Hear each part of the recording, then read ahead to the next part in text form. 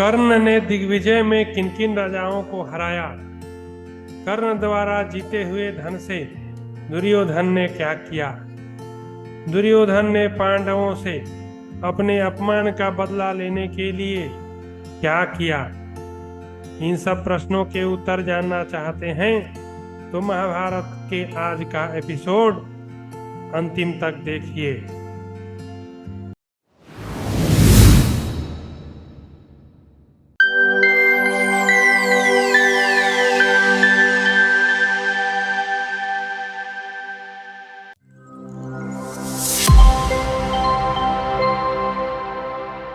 कर्ण के द्वारा सारी पृथ्वी पर दिग्विजय और हस्तिनापुर में उसका सत्कार। अध्याय 254। वैशंपायन जी कहते हैं, भरत श्रेष्ठ जन्मेजय, तदनंतर महाधर्म कर्ण ने अपनी विशाल सेना के साथ जाकर राजा द्रुपद के रमणीय नगरों को चारों ओर से घेर लिया। फिर महान युद्ध करके उसने वीर द्रुपद को अपने वश में कर लिया और उन्हें सोना चांदी भांत भांत के रत्न एवं कर देने के लिए विवश किया। नृपश्रेष्ठ महाराजा जन्मेजय, इस प्रकार द्रुपद को जीतकर कर्ण ने उनके अनुयायी नरेशों को भी अपने अधीन कर लिया और उन सब से भी कर वसूल किया। तत्पश्चात उसने उत्तर दिशा में जाकर वहां के राजाओं को अपने वश में कर लिया। भगदत्त को जीतकर धानंदन कर्ण शत्रुओं से युद्ध करता हुआ महान पर्वत हिमालय पर आरूढ़ हुआ। वहां से सब दिशाओं में जाकर उसने समस्त राजाओं को अपने अधीन किया और हिमालय प्रदेश के समस्त भूपालों को जीतकर उनसे कर लिया। तदनंतर नेपाल देश में जो राजा थे उन पर भी विजय प्राप्त की। फिर हिमालय पर्वत से उतरकर उसने उत्तर पूर्व की ओर धावा किया। अंग वंग कलिंग सुंडिक मिथिला मगध कर्क खंड इन सब देशों को अपने राज्य में मिलाकर कर्ण ने आवसीर योध्य और अहित छत्र देश को भी जीत लिया। इस प्रकार पूर्व दिशा पर विजय प्राप्त करके उसने वत्स भूमि में पदार्पण किया। वत्स भूमि को जीतकर कर्ण ने केवला, मृत्तिकावती, मोहन पत्तन, त्रिपुरीथा, कोसला इन सब देशों को अपने अधिकार में किया और सबसे कर लेकर दक्षिण दिशा की ओर प्रस्थान किया। दक्षिण दिशा में पहुंचकर कर्ण ने बड़े बड़े महारथियों को जीता। दक्षिणात्यों में रुक्मी के साथ कर्ण ने युद्ध किया। रुक्मी ने पहले तो बड़ा भयंकर युद्ध किया, फिर उसने सूतपुत्र कर्ण से कहा, राजेंद्र, मैं तुम्हारे बल और पराक्रम से बहुत प्रसन्न हूं, अतः तुम्हारे कार्य में विघ्न नहीं डालूंगा। थोड़ी देर युद्ध करके मैंने केवल क्षत्रिय धर्म का पालन किया। तुम जितना सोना ले जाना चाहो उतना मैं प्रसन्नता पूर्वक दे रहा हूं। इस प्रकार रुक्मी से मिलकर कर्ण ने पांड्य देश था श्रीशैल की ओर प्रस्थान किया। उसने रणभूमि में केरल नरेश राजा नील था वेणुधारी पुत्र को हराया और दक्षिण दिशा में अन्य जितने भूपाल थे उन सब को जीतकर उनसे कर वसूल किया। इसके बाद सुतपुत्र महाबली कर्ण ने चेदी देश में जाकर शिशुपाल के पुत्रों को हराया और उसके पार्श्वती नरेशों को भी अधीन कर लिया। भरतश्रेष्ठ तदनंतर उसने सामनीति के द्वारा अवंती देश के राजाओं को वश में करके वृष्णिवंशी यादवों से हिलमिल कर पश्चिम दिशा पर भी विजय प्राप्त की। इसके बाद पश्चिम दिशा में जाकर यवनथा बर्बर राजाओं को, जो पश्चिम देश के ही निवासी थे, पराजित करके उनसे कर लिया। इस प्रकार पूर्व पश्चिम उत्तर दक्षिण सब दिशाओं की समूची पृथ्वी को जीतकर मलेच्छ वनवासी पर्वतीय भद्र, रोहितक, आग्नेय तथा मालवा आदि समस्त गणराज्यों को परास्त किया। इसके बाद नीति के अनुसार काम करने वाले सूतनंदन कर्ण ने हंसते हंसते शशक और यवन राजाओं को जीत लिया इस प्रकार पुरुष सिंह महारथी कर्ण, नग्नाजीत आदि महारथी नरेश समुदायों को जीतकर सारे पृथ्वी को पराजित करके अपने वश में कर लेने के पश्चात हस्तिनापुर लौट आया। महाराज, रण में शोभा पाने वाले महाधनुर्धर कर्ण को आया जान भाई पिता था। बंधु बांधवों सहित राजा दुर्योधन ने उसकी आगवानी की और विधि पूर्वक उसका स्वागत सत्कार किया। तत्पश्चात दुर्योधन ने अत्यंत प्रसन्न होकर कर्ण के दिग्विजय की सब ओर घोषणा कर दी। तत्पश्चात उसने कर्ण से कहा, वीरवर, तुम्हारा कल्याण हो। मुझे भीष्म जी से, आचार्य द्रोण से, कृपाचार्य से तथा बालीक से भी जो वस्तु नहीं मिली थी वह तुमसे प्राप्त हो गई। महाबाहो कर्ण, अधिक कहने से क्या लाभ? तुम मेरी बात सुनो। सत्पुरुष रत्न, तुम्हें अपना नाथ पाकर ही मैं सनाथ हूं। पुरुष सिंह, वे समस्त पांडव अथवा अन्य श्रेष्ठम नरेश तुम्हारी 16वीं कला के बराबर भी नहीं हो सकते। महाधनुर्धर कर्ण, अब तुम मेरे पूज्य पिता धृतराष्ट्र तथा यशस्विनी माता गांधारी का उसी प्रकार दर्शन करो जैसे वज्रधारी इंद्र माता अदिति का दर्शन करते हैं। जन्मेजय, तदंतर हस्तिनापुर नगर में सब और बड़ा भारी कोलाहल मच गया। अनेक प्रकार के हाहाकार सुनाई देने लगे। राजन, कोई तो कर्ण की प्रशंसा करते, कोई निंदा। अन्य कितने ही राजा निंदा प्रशंसा कुछ भी न करके मौन थे। महाराज, इस प्रकार शस्त्रधारियों में श्रेष्ठ सूतपुत्र कर्ण ने पर्वत, वन, खुले मैदान, समुद्र, उद्यान, ऊंचे नीचे देश, पूर्व, नगर, द्वीप, जलयुक्त प्रदेशों से युक्त सारी पृथ्वी को जीतकर थोड़े ही समय में समस्त राजाओं को वश में कर लिया और उनसे अटूट धनराशि लेकर वह राजा धृतराष्ट्र के समीप आया।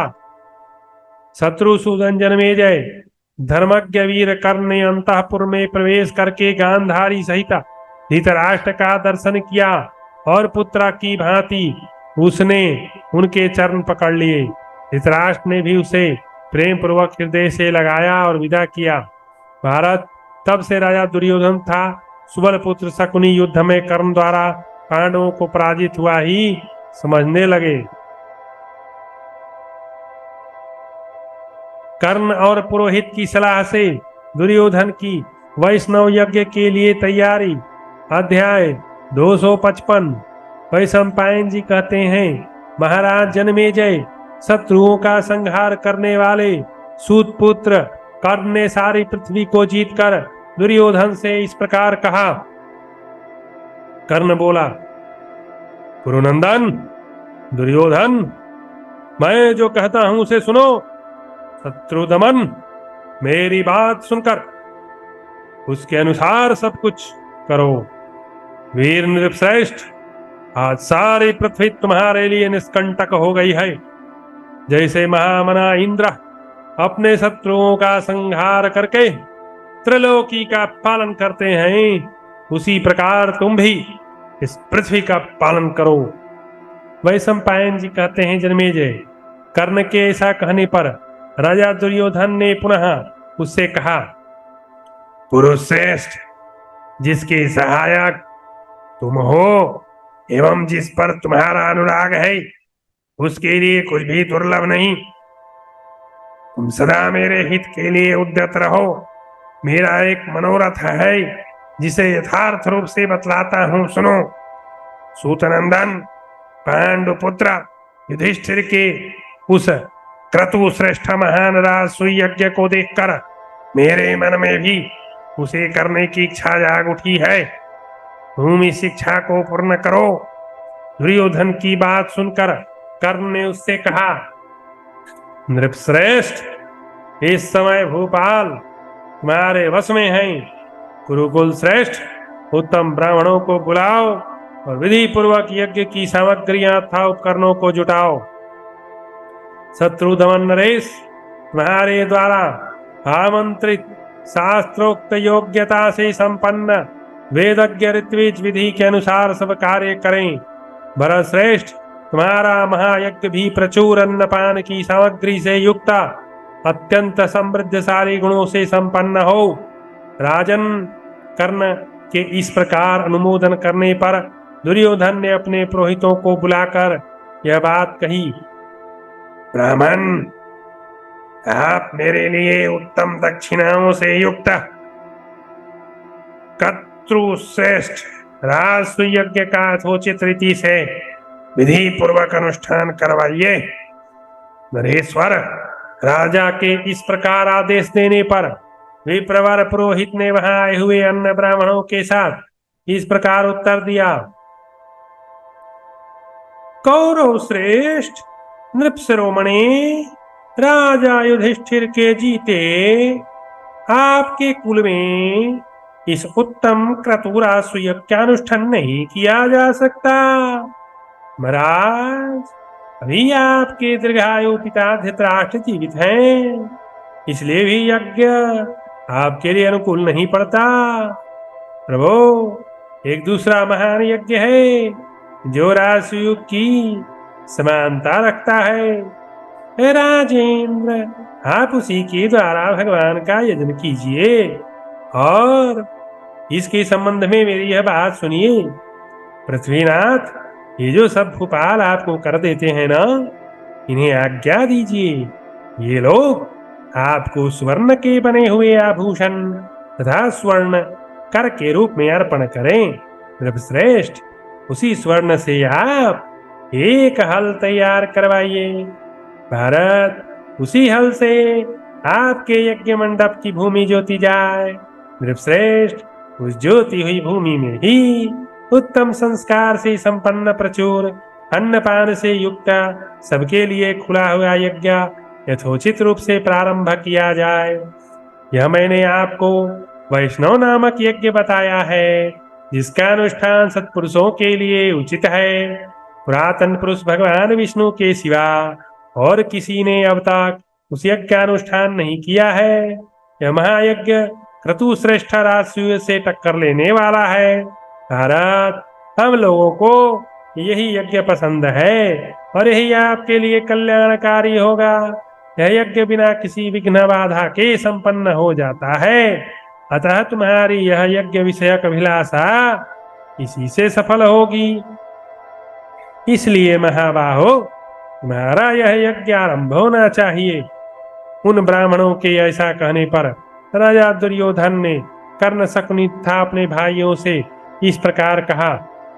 बंधुओं, मुझे तो इन ब्राह्मणों की सारी बातें रुचिकर जान पड़ती हैं, इसमें तनिक भी संशय नहीं है।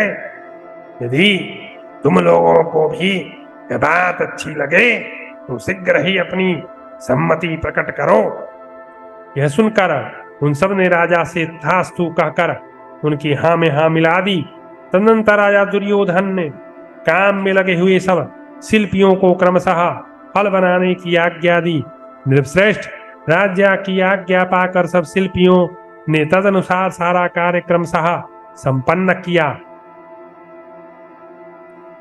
दुर्योधन के यज्ञ का आरंभ एवं समाप्ति। अध्याय 256।